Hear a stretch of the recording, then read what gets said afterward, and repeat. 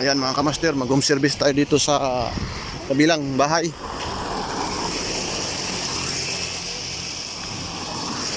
Nandun yung shop namin, no. Tayo rito.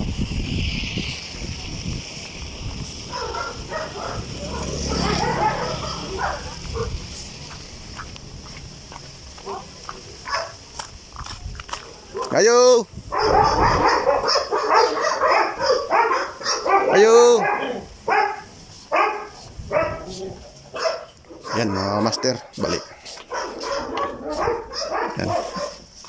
Ito yung aircon.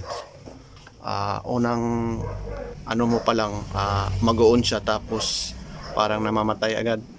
So i-check natin to kung anong problema. So ayan pala yung customer natin, si Sir. Yan.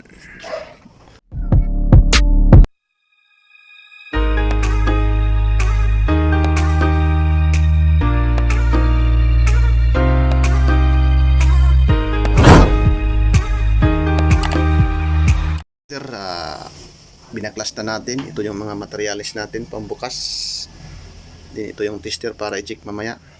Buksan ko lang ha. Panoorin nyo kung paano to i-check natin at i-repair. Natin to. Din yung mga screw. Din dito gumamit ka ng flat screw para matanggal yan. Ayan mga master, binuksan ko na. So kasi pag on yan, namamatay agad mga ilang segundo. So i-check natin yung kapasitor. Kasi nung unang araw nag-fluctuation current 2 beses. So nag high voltage siya, baka naapektuhan yung kapasitor. I-check natin yung capacitance kung tama pa ba. So sa pagbaklas kailangan picturean mo pag hindi ka marunong pa or bago pa, picturean mo para pagbalik hindi ka malilito. So ayan, tanggalin natin. Hindi ko na pinakita. Naka-master, binunot ko na yung kapasitor. So nakasit tayo sa microfarad. So paano malalaman dito kung saan yung ano niya, speak. So ayan yung speak niya, 15 plus 1.5 UF. So yung 1.5 UF para to sa ito dito sa pan motor. Then yung 15 para sa dito sa compressor. Yan. Then itong apat na terminal, ito yung common. May nakalagay yan ng letter C. Then itong dalawa is pan motor.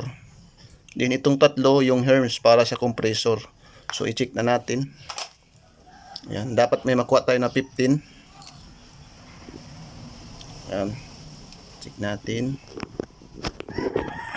So ilagay natin sa common. Dito muna tayo sa pan. Ayan, tingnan natin. So ayan, okay yung pan nya. So dito naman tayo sa herms. Ayan.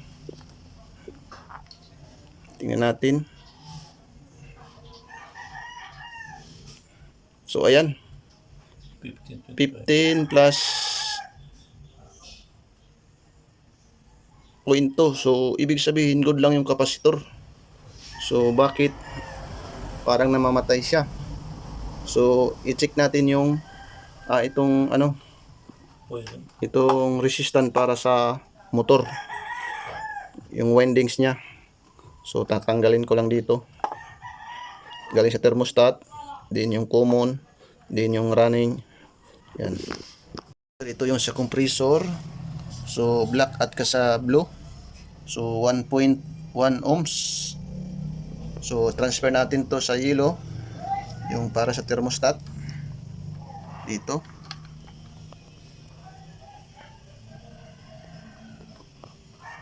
So may nakuha tayo na 6.3 ohms yung black at sa yellow. So dito naman tayo sa yellow at sa blue.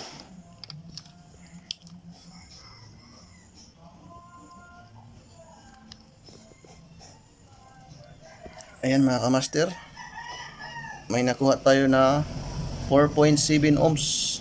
Ayan mga master, ito yung ginamit na outlet. Chinek natin. So ayan yun, no? 218, 217, minsan 221, 211, 213. So yung kurente niya hindi stable. So mag-check tayo sa iba.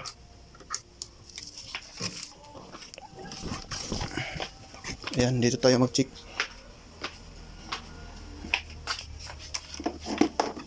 Bakit namamatay?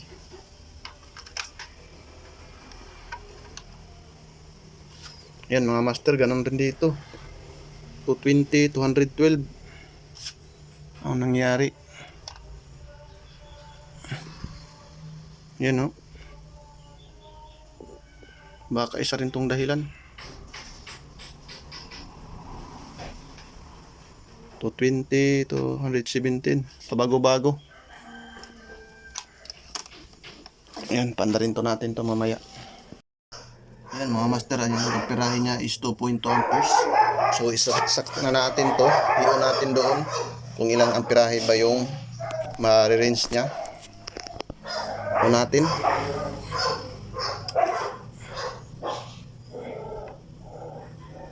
Ayaw na mag-on. Hindi na siya umandar.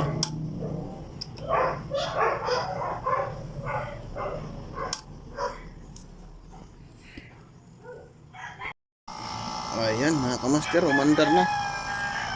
Kaso maingay. Tapos yung amperahe niya is 1.8. 1.2 ini sila. Umatok 20. Ang ilang amperahe. Yan mga master, titingnan natin doon yung outlet kasi ito umandar naman to. Nagtaka ko yung resistance magkaiba pero tuloy-tuloy naman siya ngayon. Tapos ayan oh, lumalamig na oh. Ayan. Ayan, patayin lang natin. Ayan mga kamaster, wala namang langgam oh. Tapos ito, wala namang ata loose contact. Ayan mga master, umandar na. I-observe natin kung mamamatay pa ba. Or baka dito sa outlet, maluwang or yung voltahe niya kanina, medyo mahina, 210, 212, ganyan. So tapos ngayon, ito yung amperahe, 1.8. Naglalaro pa sa 1.8 kasi kaka-on pa lang ng aircon. Kanina pag tinister natin dito, so 210, 212, 213, 219, 220. So inop natin yung breaker, then binalik. Then nagkakaroon naman siya ng 240 volt. So ngayon ano natin, baka sa ano lang, kurente mahina.